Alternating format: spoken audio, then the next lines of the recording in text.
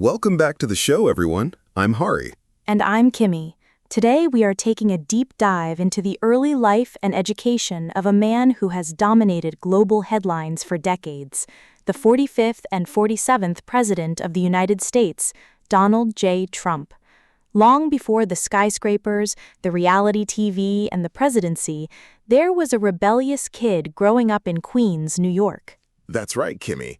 And some of the details of his youth are absolutely wild. Let's start with his parents.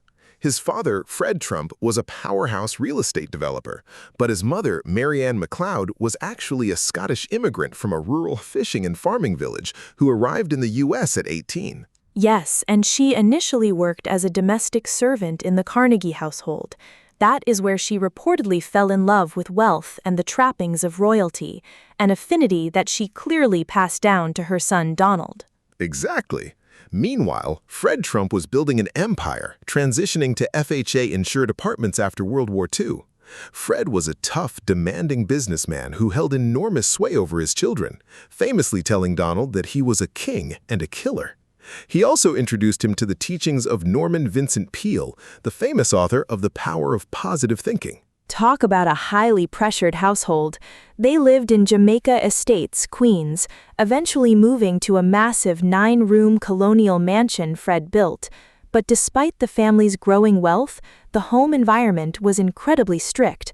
No swearing, rigid curfews, and no snacking between meals. In fact, if you broke the rules, punishments could range from grounding to spankings with a wooden spoon. And here is a lesser-known fact for our listeners. Donald actually developed his famous fear of germs and handshaking during this time. After his brother Robert was born, their mother suffered severe hemorrhages and had to undergo an emergency hysterectomy, which deeply affected young Donald.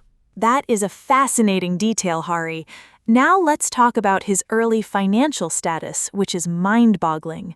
Thanks to some of Fred's early tax avoidance schemes, Donald and his siblings were each earning about $200,000 a year in 2018 inflation-adjusted dollars. He was literally a millionaire by age 8. Unbelievable.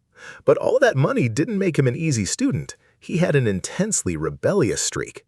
One time, he took his younger brother Robert's toy building blocks and literally glued them together so Robert couldn't use them, all just to finish a giant structure he was building. That is peak older brother energy right there, and his behavior at the Kew Forest private school was just as disruptive. He was so notorious for causing mischief that detentions there became known as Donnie Trumps among the students.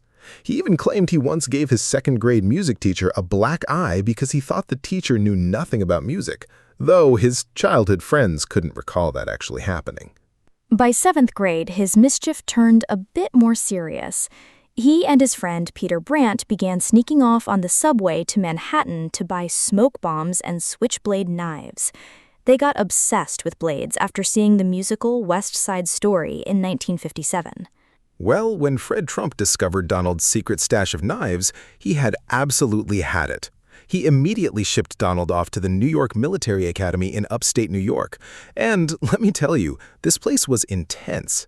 It was run by tough World War II veterans like Theodore Tobias, who literally held cage matches twice a week to discipline disobedient students. Donald described his time there as a matter of survival, but he adapted quickly by excelling at neatness and hygiene. However, the physical altercations didn't stop. During an inspection, Donald found that a cadet named Ted Levine hadn't made his bed, so Donald threw Levine's sheets on the floor.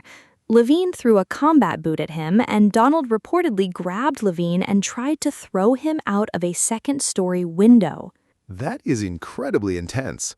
He also loved sports, particularly baseball, playing first base.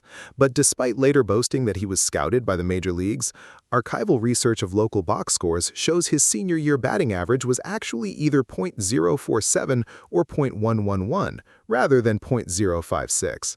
Ugh, either of those is a tough stat to spin. Still, he knew how to project an image. In his senior yearbook, he was named the Ladies' Man, and for his senior portrait, because he only had a few ordinary medals, he actually borrowed 12 medals from a classmate to look more decorated. Fake it till you make it, right? After graduating in 1964, Donald wanted to attend film school at USC, but his father wanted him in business. So he enrolled at Fordham University in the Bronx, commuting from home, playing some golf, and staying distant from the typical 60s campus culture. He eventually transferred to the Wharton School at the University of Pennsylvania for his sophomore year, looking to build better business contacts. His brother Freddie actually had to ask an admissions friend to help get him in, back when Wharton wasn't quite as selective. And despite later claiming he graduated first in his class of 333 students at Wharton, university records show he didn't even make the dean's list or the honor roll. He graduated with his economics degree in 1968, right as the Vietnam War draft was escalating. The draft was a major turning point. After using educational deferments at Fordham and UPenn, Donald was declared medically unfit due to bone spurs in his heels. Shortly after that medical exemption, his birthday was drawn near the very end of the draft lottery, effectively sealing his safety from being called up. It is remarkable how all these pieces of his early life, the strict upbringing, the drive for success, the branding, set the stage for everything that came later in his life. It really did. Thank you all so much for listening to today's episode. We hope you enjoyed this deep dive into history. This episode is based on the Wikipedia article, Early Life and Education of Donald Trump, which is available under the Creative Commons Attribution Share-alike license. This podcast was crafted using artificial intelligence.